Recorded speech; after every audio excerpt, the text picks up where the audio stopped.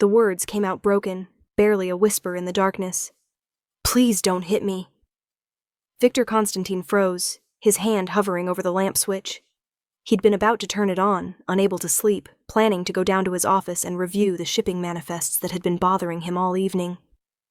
But those 4 words, spoken in a voice thick with sleep and terror, stopped him cold. His wife of exactly 3 weeks, was still asleep. Her eyes were closed, her breathing steady but shallow. She was dreaming. And in that dream, someone was hurting her. "Please," she whimpered again, her body curling into itself beneath the silk sheets. "I'll be good. I promise I'll be good." Something Victor had never felt before cracked open inside his chest. He was a man who'd built an empire on fear. He'd ordered executions over breakfast. He'd broken men twice his size without blinking.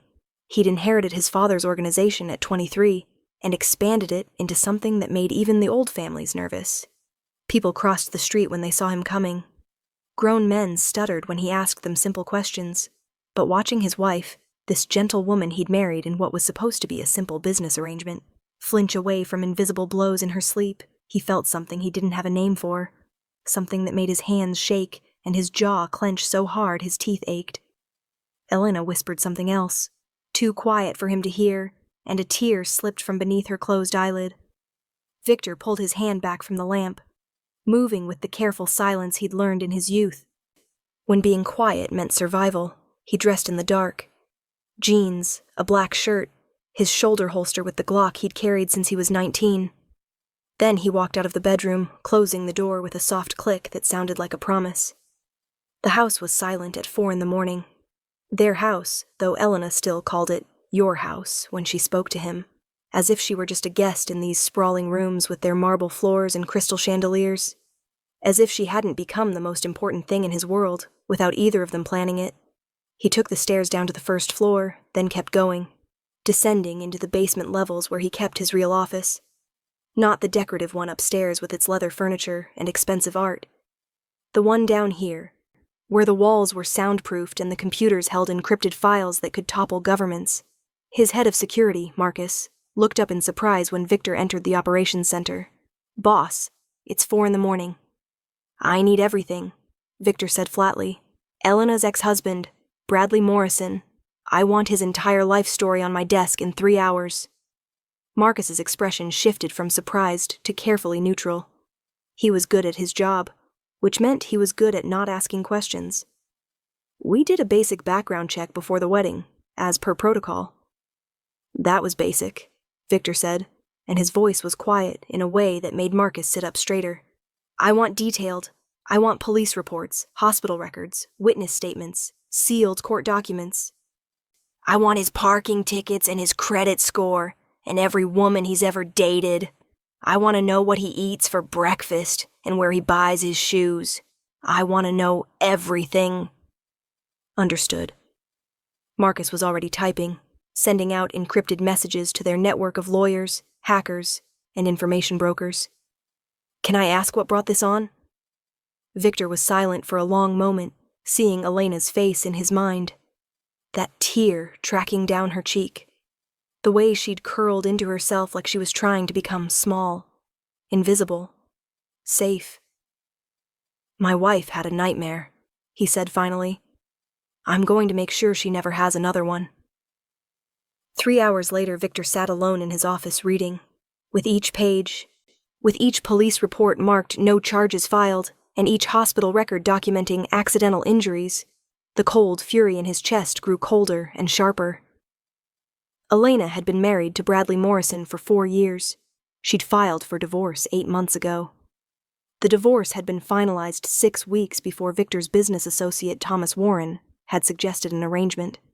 Thomas's daughter Elena needed protection and a fresh start. Victor needed a wife to satisfy his grandmother's endless nagging and present a softer image to some of their legitimate business partners. It was supposed to be simple. A business arrangement. A marriage on paper that would benefit both parties. But Victor hadn't counted on Elena walking into his study for their first meeting and looking at him with those wide green eyes, nervous, but determined. He hadn't counted on the way she listened when he talked. Really listened, asking thoughtful questions about his work, the legal parts at least.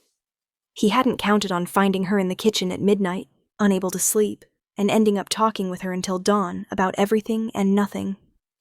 He definitely hadn't counted on falling in love with her. The file in front of him told a story that made him want to burn the world down. Bradley Morrison, successful investment banker, pillar of the community, volunteer youth soccer coach, and behind closed doors, a man who'd put his wife in the emergency room 7 times with accidents that the doctors had clearly stopped believing by visit number 3. There were photos. Victor made himself look at each one, committing them to memory. Elena's arm in a cast. Elena's eye swollen shut. Elena's smile in an earlier photo, from before the marriage, bright and genuine. Elena's smile in a later photo, at some charity function, thin and brittle as glass. There were witness statements from neighbors who'd heard shouting but never called the police. There were therapist notes from court-mandated marriage counseling that documented Morrison's anger management issues and Elena's tendency to be provocative. Victor's hands clenched on the pages, crinkling the paper.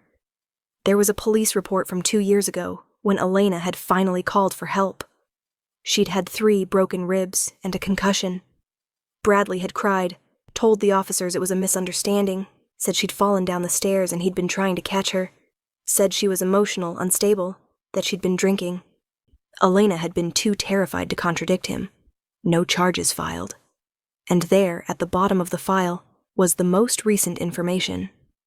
Bradley Morrison had been making inquiries, asking questions about Victor's business arrangement with his ex-wife. He'd been seen at a bar 3 nights ago, drunk and belligerent, telling anyone who would listen that no Mafia thug was going to keep him from what was his. Victor closed the file and sat in the darkness of his office. He thought about Elena upstairs, probably awake by now, probably wondering where he'd gone. She never asked him about his absences. She never demanded explanations or threw tantrums or made scenes.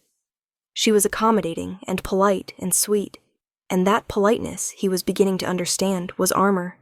Protection she'd learned to wear to survive. He picked up his phone and made a call. "Alexei," he said when his cousin answered. "I need you to arrange a meeting. Bradley Morrison. Today. Make it clear that attendance is not optional." There was a pause on the other end. "Should I tell him what it's about?" "Tell him," Victor said softly, "that we need to discuss his ex-wife." When Victor returned to the bedroom, Elena was awake, sitting at the window seat in her nightgown, watching the sunrise paint the sky pink and gold. She looked over when he entered, and her smile was automatic, practiced. "Good morning," she said. "I didn't hear you get up." "I had some work to handle." He studied her face, looking for signs of her nightmare, but she'd tucked it away somewhere deep. "Did you sleep well?" Something flickered across her expression, there and gone. "Fine. Thank you. Elena." He crossed to her, and she tensed almost imperceptibly. It killed him, that tiny flinch she couldn't quite hide. "You were having a nightmare last night." Her face went carefully blank. "Was I? I don't remember. I'm sorry if I disturbed you." "Don't," he said more sharply than he intended. He softened his voice with effort.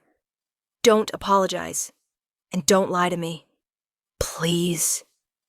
She looked down at her hands, folded in her lap. "It was nothing. Just a bad dream.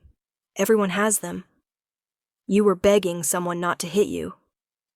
The color drained from her face. For a moment, she didn't breathe.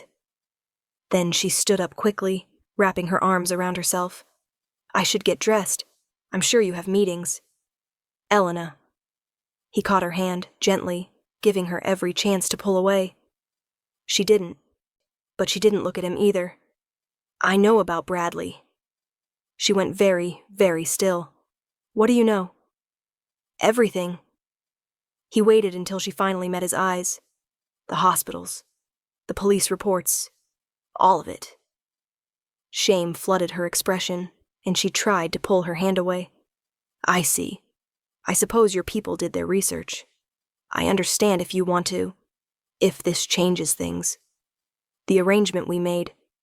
Changes things? He stared at her. Elena, what? I should have told you, she said quickly, her words tumbling over each other. Before the wedding. I know damaged goods aren't exactly what you signed up for. I understand if you want to end the marriage. I won't make trouble. My father was insistent that this was mutually beneficial, but I understand if... Stop. He cupped her face in his hands, forcing her to look at him. Listen to me very carefully.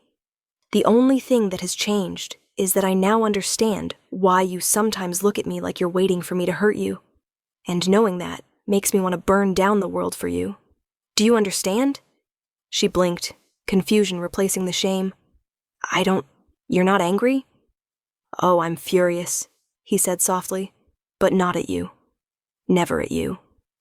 But I stayed, she whispered. For 4 years I stayed with him. Everyone always asks why didn't I leave sooner, and I don't have a good answer. I kept thinking it would get better. That if I was just better, if I could just figure out what set him off. Elena, nothing you did caused what he did to you. Nothing. She laughed, but it was a broken sound. You don't understand. I provoked him sometimes. I'd argue when I should have kept quiet. I'd forget things he asked me to do. I wasn't good at being what he needed. He needed professional help, and possibly prison, Victor said flatly. What he did not need was a wife to abuse. And what you need to understand is that none of it, not one single second of it, was your fault. Tears spilled over, tracking down her cheeks. Why are you being so nice about this? Nice? He almost laughed. Elena, I'm many things, but nice isn't one of them. What I am is yours. That's what marriage means to me, even if it started as an arrangement. You're mine, and I protect what's mine. Always. You don't have to. I know I don't have to. I want to. He brushed away her tears with his thumbs. And I'm going to make you a promise right now. You will never have another nightmare like the one you had last night. Never. Because the man who caused them is never going to hurt you again. Victor, what are you planning? Nothing for you to worry about. He kissed her forehead, letting his lips linger against her skin. Trust me. She looked at him for a long moment, searching his face. Whatever she saw there made her shoulders relax slightly. I'm starting to, she admitted quietly. Good. That's good. He stepped back reluctantly. I have a meeting this afternoon. Business. But tonight I want to take you to dinner. Somewhere fancy. Will you let me do that? You don't have to take me out, she said automatically. I know you're busy. Elena. He waited until she met his eyes. I want to take my wife to dinner. Say yes. A small smile tugged at her lips, and it was more real than any smile he'd seen from her before. Yes. Good. Wear something that makes you feel beautiful. I'll have the car ready at 7. The meeting was set for 2 o'clock at a warehouse on the south side of the city. Victor arrived 15 minutes early, which meant he was there when Bradley Morrison pulled up in his BMW, looking irritated and confused. Marcus and 3 other men were waiting inside. They'd set up a single chair in the middle of the empty space, lit by a hanging bulb that cast harsh shadows. Very theatrical. Victor usually didn't bother with this sort of staging, but today, he wanted Bradley Morrison to be afraid. Morrison walked in trying to project confidence, but his eyes darted around the warehouse nervously. What is this? I was told this was a business meeting. It is, Victor said from the shadows. He stepped forward into the light, and watched Morrison's face pale as he recognized him. We have business to discuss. Look, I don't know what Elena told you.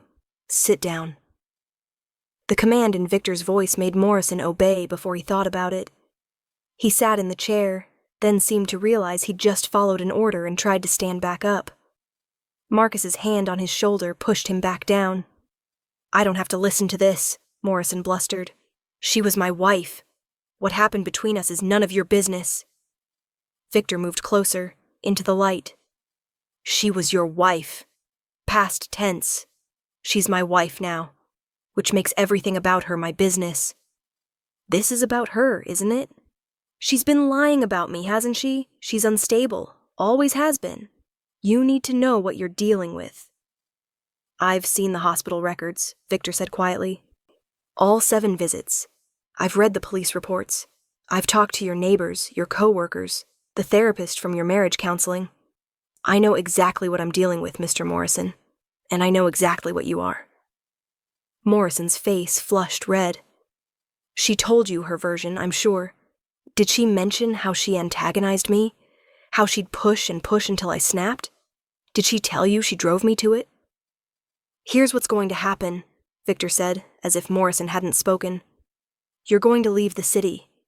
I don't care where you go, but you're going to go far away. You're never going to contact Elena again. No calls, no letters, no showing up at places you think she might be. You're not going to talk about her to anyone. You're going to forget she exists. You can't tell me what to do, Morrison sputtered. I have rights. She was my wife for 4 years. You've known her for what, a few weeks? You think you can just... I'm not finished. Victor's voice dropped lower, and Morrison's mouth snapped shut. If you violate any of these terms, if I hear that you've so much as said her name, I will make you disappear. Not kill you. That would be too quick. I'll make you vanish in ways that will have investigators searching for years. And before you disappear, you'll experience every single bit of pain you ever inflicted on her.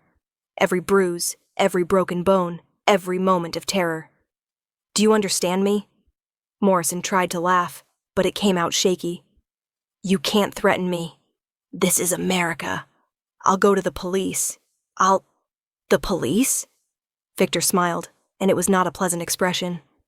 Please do. Tell them all about how a Mafia boss threatened you. Show them whatever recording device you are undoubtedly wearing. I'm sure they'll be very interested in opening an investigation into you while they're at it. I have 7 hospital reports that paint a very ugly picture. The statute of limitations hasn't expired on most of them. The color drained from Morrison's face. But more than that, Victor continued, I want you to understand something. I'm not threatening you because I'm a criminal. I'm threatening you because you hurt someone I love. If I were just a businessman, just a regular husband, I'd still find a way to destroy you for what you did to her. The only difference is that I have more resources to do it with. She's just playing victim, Morrison said desperately. You'll see. Give it time. You'll see what she's really like. She'll drive you crazy, too. Victor moved faster than Morrison could track, his hand closing around the other man's throat. Not squeezing, just holding. A promise. That's the last time you speak about her. Are we clear? Morrison nodded frantically. Victor released him and stepped back, disgusted. You have 1 week to leave the city. Marcus will be watching. If you're still here in 8 days, you'll discover I'm a man of my word. He turned and walked toward the exit, then paused. Oh, and Mr. Morrison? The nightmares you gave my wife? She whispered, "Please don't hit me," in her sleep last night. That's why you're still breathing right now instead of choking on your own blood. I wanted to kill you the moment I heard those words. I still want to. But Elena deserves better than having your death on her conscience. So instead, you get mercy you don't deserve. Use it wisely.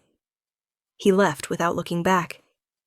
At 7 o'clock that evening, Victor knocked on the bedroom door. Elena, are you ready? Almost. Her voice was nervous, excited. When she opened the door, he forgot how to breathe for a moment. She wore a deep blue dress that brought out her eyes, her hair loose around her shoulders in soft waves. She'd put on makeup, just enough to highlight her features, and she looked beautiful and uncertain all at once. Is it okay? She asked, smoothing down the dress. I wasn't sure what kind of restaurant. You're perfect, he said, and meant it with every fiber of his being. Elena, you're absolutely perfect, she blushed, pleased and embarrassed. You look very handsome too, though you always do. He'd worn his best suit. The charcoal one she'd once mentioned looked good on him, though he doubted she remembered saying it. He'd remembered, though. He remembered everything about her. The restaurant was La Stella, the most exclusive place in the city. Victor had bought it 3 years ago as an investment, which meant getting a table was never a problem. The owner, Antonio, greeted them personally, showing them to a private balcony overlooking the city lights. "Victor," Elena said softly as they sat down, "this is too much. You didn't have to." "I wanted to," he said simply. "Let me spoil you, please." She bit her lip, then nodded. "Okay." They talked through dinner, and it reminded him of that first midnight conversation in the kitchen. Elena told him about her childhood, her dreams of becoming a teacher before she'd gotten married, and Bradley had discouraged her from working. She told him about the garden she wanted to plant, if that was okay, and the cooking classes she'd been thinking about taking. Victor listened to every word, watching the animation return to her face as she talked about things that made her happy. He told her about his grandmother, who'd raised him after his parents died, and who'd taught him that power without honor was worthless. He told her about his plans to move more of the business into legitimate enterprises, how he wanted to build something that could last generations without the constant threat of violence. "You'd be good at that," she said thoughtfully. "You're good at seeing the big picture, and you're fair with people, I've noticed.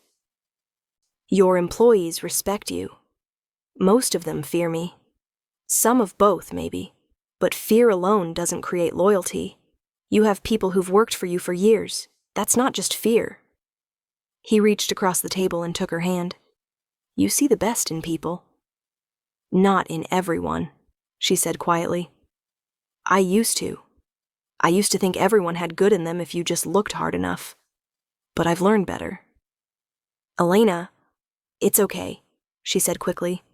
"I'm not who I used to be, but I'm learning to be okay with who I am now." "And who's that?" She thought about it, her fingers tightening around his. "Someone stronger than I thought. Someone who survived. Someone who's learning not to apologize for taking up space in the world." "Good," he said fiercely. "Take up all the space you want. You belong here, in my life, in my home. You're not a guest or an arrangement or a convenience. You're my wife, and I—" He stopped himself, unsure if she was ready to hear what he wanted to say. "You what?" she prompted softly. "I'm falling in love with you," he admitted. "I know that wasn't part of our arrangement. I know this was supposed to be business, but I can't help it. Every day I fall a little more. The way you laugh at my grandmother's stories. The way you've slowly been making the house into a home. The way you're kind to everyone, even Marcus, who terrifies most people. I'm in love with you, Elena, and I need you to know that. I don't expect you to feel the same way. Not yet. Maybe not ever. But I needed you to know." Her eyes were bright with tears. "Victor, you don't have to say anything," he said quickly. "I just wanted you to know. Whatever happens, whatever you decide about us, I want you to know that you're loved, you're safe, and you're cherished." She was quiet for a long moment, looking at their joined hands. When she spoke, her voice was barely above a whisper. "I was so scared when my father first suggested this arrangement. I thought I was trading one controlling man for another. I thought marriage, any marriage, meant losing myself, meant being small and quiet, and always, always afraid." She looked up at him, and her eyes were fierce. "But you've never made me feel small. You ask my opinion. You listen when I talk. You made sure I had my own bank account and my own credit card, and told me I could spend whatever I wanted. You've never once raised your voice at me, even when I broke your grandmother's favorite vase last week. That was an accident. I know. You know. But Bradley would have—" She trailed off, then shook her head. "It doesn't matter. What matters is that you're not him. You're nothing like him. And I think I'm falling in love with you too. I didn't think I'd ever be able to love anyone again. I didn't think I had it in me. But you make me feel safe enough to try." Victor stood up and pulled her to her feet, right there on the balcony with the city spread out below them. He cupped her face in his hands and kissed her, soft and careful, like she was something precious. She made a small sound and kissed him back, her arms winding around his neck. When they finally broke apart, both of them were breathing hard. "Elena Constantine," he said, and she smiled at the sound of her new name. "I'm going to spend the rest of my life making sure you feel safe. I'm going to give you everything you ever dreamed of. I'm going to love you so well that you forget what it was like to be afraid." "I'm holding you to that," she whispered. "Good. Hold me to all of it. Expect everything from me. Demand everything. You deserve it all." They stayed on the balcony for a long time, holding each other as the city lights glittered below them. Eventually, Victor's phone buzzed with a message from Marcus. One word. Done. Bradley Morrison had left the city 3 hours ago, driving toward the Canadian border. He'd withdrawn all his money from his bank accounts and quit his job via email. By tomorrow, he'd be someone else's problem, far away from Elena. Victor deleted the message and pulled his wife closer. "Take me home," Elena said softly. "Our home." "Always," he promised. 2 months later, Victor came home from a meeting to find Elena in the kitchen, laughing at something his grandmother was saying. They'd been baking together, flour dusting the marble countertops, and something that smelled like cinnamon in the oven. "Victor." Elena's face lit up when she saw him, and she came over to kiss his cheek, leaving a small flower print on his expensive suit. She noticed and tried to brush it off, apologizing, but he caught her hand. "Leave it," he said. "I like it." His grandmother beamed at them. "You two are disgustingly happy. I love it." Elena blushed, but she was smiling. She'd been smiling more lately, real smiles that reached her eyes. She'd started her teaching certification courses. She'd planted her garden. She'd slowly been redecorating the house, making it softer, warmer, lived in. And she'd stopped having nightmares. Victor checked on her sometimes, late at night, watching her sleep. She didn't curl into herself anymore. She didn't flinch. She slept peacefully, deeply, safely. That night, as they lay in bed together, Elena traced patterns on his chest. "Thank you," she said quietly. "For what?" "For everything. For being patient with me. For making me feel safe. For—" she hesitated. "I know Bradley left the city right after you had that meeting with him. I know that wasn't a coincidence." Victor tensed slightly. "Elena." "I'm not asking for details," she said quickly.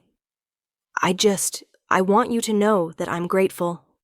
I spent 4 years being afraid of him, and then 8 months after the divorce, constantly looking over my shoulder, waiting for him to show up. And then, suddenly, he was just gone. And I could breathe again. So thank you. Whatever you said to him, whatever you did, thank you." He pulled her closer, kissing the top of her head. "I'd do anything for you. Anything." "I know," she whispered. "That's why I love you." They were words she'd said before, but each time felt like a gift. Each time felt like watching someone who'd been lost find their way home. "I love you too," he said. "My fierce, brave, beautiful wife. I love you too." Outside, the city continued its endless movement, indifferent to the small, perfect moment happening in the bedroom of Victor Constantine's mansion. Indifferent to the way 2 people who'd been broken in different ways had found a way to heal each other. Elena fell asleep in Victor's arms, peaceful and safe, and Victor stayed awake a little longer, watching over her, keeping the promise he'd made at 4 a.m. in his office. She would never have another nightmare. He'd burn down the world to make sure of it. But for now, holding her close while she slept without fear, he'd already won the only battle that mattered. 6 months into their marriage, Elena was in the garden when she heard the car pull up. It wasn't Victor's car. She knew the sound of his engine, the particular way his driver took the turns in their driveway. This was different. Unfamiliar. She stood up from where she'd been planting roses, brushing dirt from her hands, and that's when she saw him.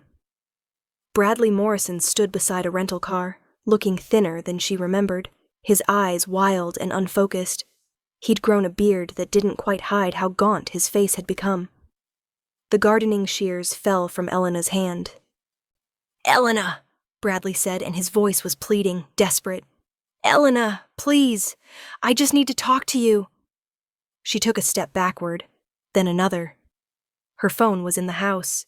The panic button Victor had installed by the back door was in the house. Marcus and the security team were somewhere on the property, but the garden was vast, and she was alone, and Bradley was walking toward her. "Stay away from me," she said, and her voice shook, but she forced the words out. "You need to leave. Now." "I can't," Bradley said, and he sounded broken. "Elena, I can't. I lost everything.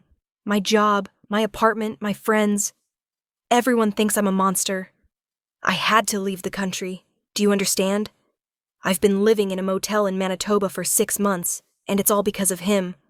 Because of what he did to me."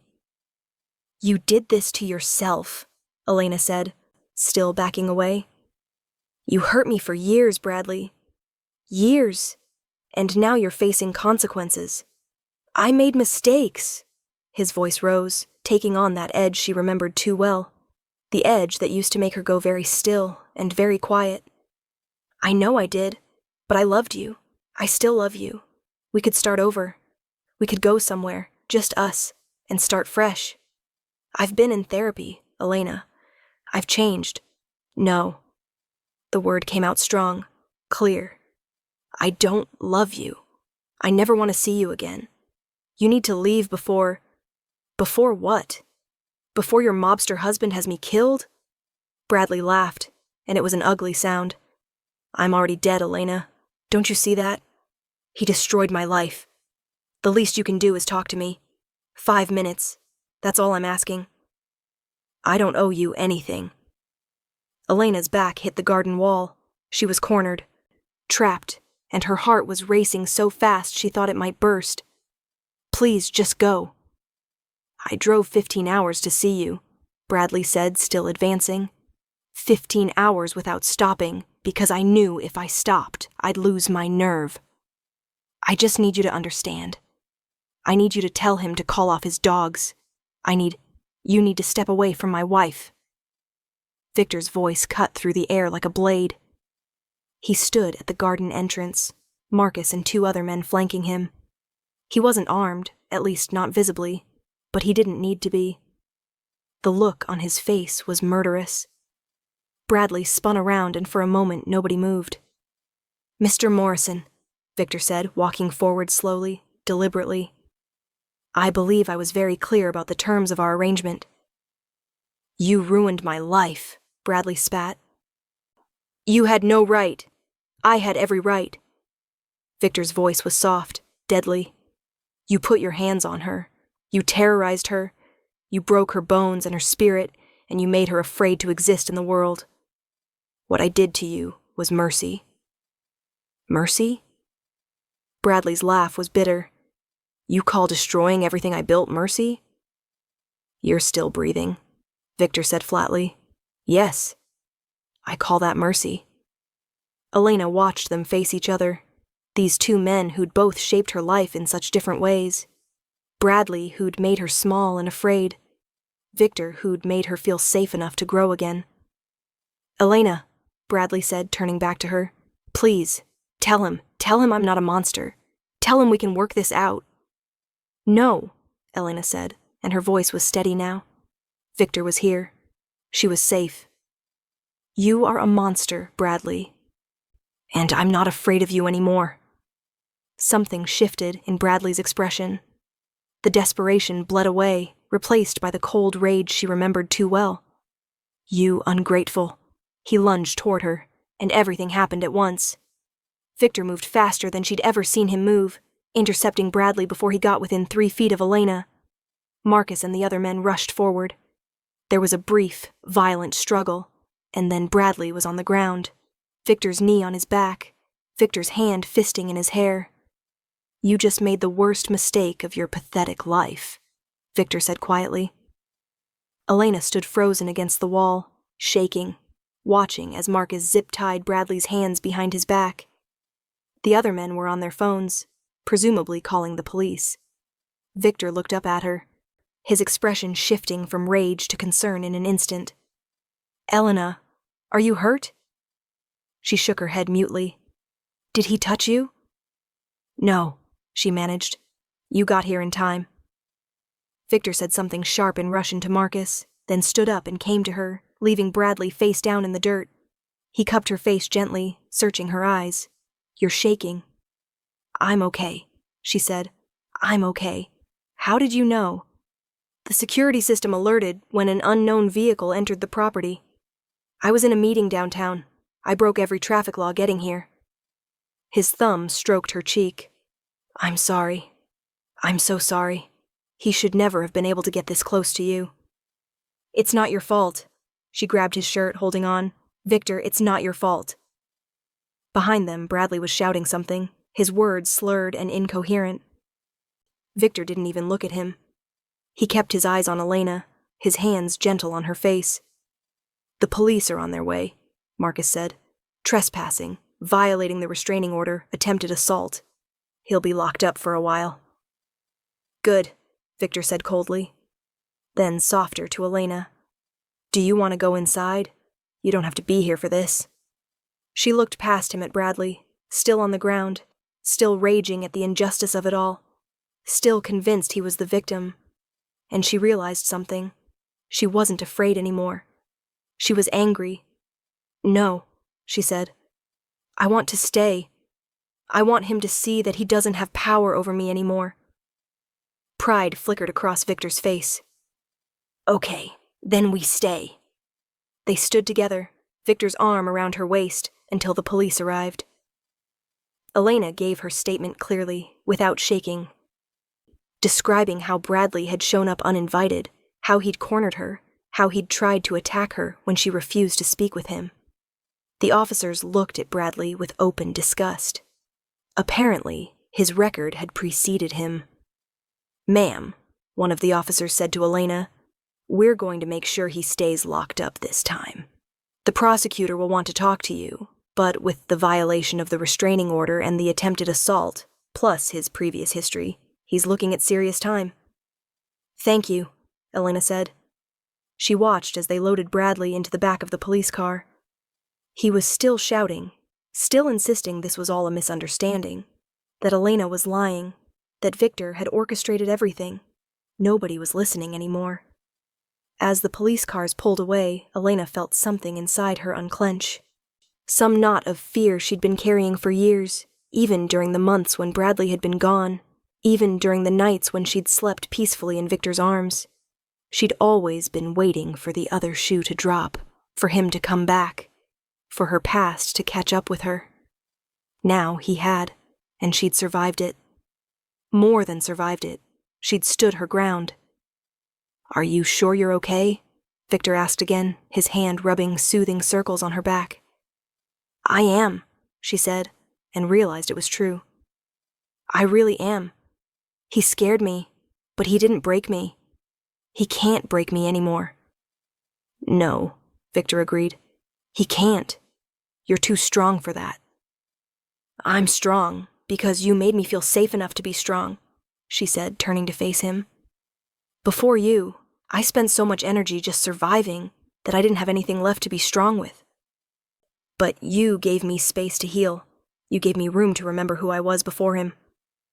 "Elena, let me finish," she said. "I need to say this. You saved my life, Victor. Not just today, but 6 months ago when you married me, when you gave me a safe place to land, when you loved me even though I was broken." "You were never broken," he said fiercely. "Hurt, yes. Traumatized, absolutely. But never broken. You've always been whole, Elena. You just needed someone to help you see it." She kissed him then, there in the garden with Marcus and the security team, politely looking away. She kissed him with everything she had, gratitude and love, and the fierce joy of knowing she was finally, truly, free. When they broke apart, Victor was smiling. "Come on," he said. "Let's go inside. I think we could both use some of my grandmother's terrible tea." Elena laughed, the sound bright and genuine. It's not terrible. It's just an acquired taste. It's terrible, Victor said, but he was grinning. But she makes it with love, so we drink it anyway. They walked toward the house together, Victor's arm around her shoulders, Elena's arm around his waist. Behind them, the garden was peaceful again, the roses Elena had planted swaying gently in the breeze. That evening, after the statements had been given and the lawyers had been consulted, and Victor's grandmother had force-fed them both dinner and terrible tea, Elena and Victor sat together in his study. Their study, she corrected herself mentally. Their home. I need to tell you something, Elena said. Victor looked up from the papers he'd been pretending to read. What is it? When Bradley showed up today, I was terrified, she admitted. But I was also angry. For the first time, I wasn't just scared. I was furious that he thought he could still control me, that he thought he had any right to me. That's good, Victor said. Anger is healthy. Anger means you know you deserved better. I did deserve better, she said. I do deserve better. And I have better. I have you. She stood up and crossed to him, settling herself on his lap. He wrapped his arms around her automatically, his face nuzzling into her neck. Marry me again, he said suddenly. She pulled back to look at him. What? I know we're already married, he said, but that was business, a transaction. I want to marry you again for real this time, with all our family and friends there, with vows we actually mean. With you in a white dress looking beautiful and me trying not to cry at the altar. You'd cry? She teased gently. I'd absolutely cry, he said seriously. Watching you walk toward me, choosing me, promising to spend your life with me. Elena, I'd be a mess. Her eyes filled with tears. Yes, she whispered. Yes, I'll marry you again. 100 times if you want. Once more is fine, he said, smiling. But I want to do it right. I want to stand in front of everyone we care about and tell the world that you're mine and I'm yours. I want my grandmother to weep happy tears and Marcus to look uncomfortable in a tuxedo. I want our wedding photos on every wall of this house. I want everything, Elena. With you, I want everything. Then let's have everything, she said, kissing him softly. Let's have the wedding and the photos and the life we both deserve. Let's have it all. 2 months later, Elena stood in front of a mirror, looking at herself in her wedding dress. It was ivory silk, simple and elegant, nothing like the overdone monstrosity she'd worn the first time she'd gotten married. This dress made her feel beautiful, confident, like herself. Her father knocked on the door. Elena, are you ready? Almost, she said. Come in. Thomas Warren had been skeptical of the arranged marriage at first, worried that he was trading his daughter from one dangerous situation to another. But he'd seen how Victor treated Elena, how she'd blossomed over the past 8 months, and his concerns had faded. You look beautiful, sweetheart, he said, his voice rough with emotion. Thanks, Dad. She turned to face him. Thank you for suggesting this arrangement. I know it was risky, but you gave me a chance at a new life. Victor gave you that, her father said. I just made the introduction. What he's done for you, how he's protected you and loved you, that's all him. And me, Elena said firmly. I did some of the work too. I chose to heal. I chose to trust him. I chose to love him back. Her father smiled. Yes, you did. And I'm proud of you for all of it. The ceremony was small, intimate, held in the garden Elena had planted and tended. Victor's grandmother was there, crying happy tears as predicted. Marcus was indeed uncomfortable in his tuxedo, standing as Victor's best man with a long-suffering expression. Elena's few close friends sat in the front row, beaming, and Victor stood at the altar looking at Elena like she was the only person in the world. When she reached him, when her father placed her hand in Victor's, she felt a completeness she'd never experienced before. Hi, Victor said softly. Hi, she said back, smiling. The officiant began the ceremony, but Elena barely heard the words. She was too focused on Victor's face, on the love and devotion written clearly in every line of it. When it came time for the vows, Victor spoke first. "Elena," he said, his voice carrying to every corner of the garden. "The first time we got married, I promised you protection and partnership. Today, I promise you everything else. I promise to love you on your good days and your bad days. I promise to hold you when you have nightmares and celebrate with you when you accomplish your dreams.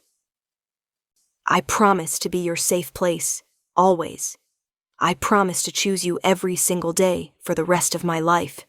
You've made me a better man, and I'm going to spend the rest of our lives trying to deserve you." Elena's hands were shaking as she spoke her own vows. "Victor, you gave me back my life. You made me remember what it felt like to be loved without fear, to exist without terror, to take up space in the world. You've been patient with my healing and celebrated every step forward. You've protected me without making me feel weak, and loved me without asking me to be anything other than myself. I promise to love you with everything I am. I promise to be your partner in everything. I promise to build a life with you that's full of joy and laughter and safety.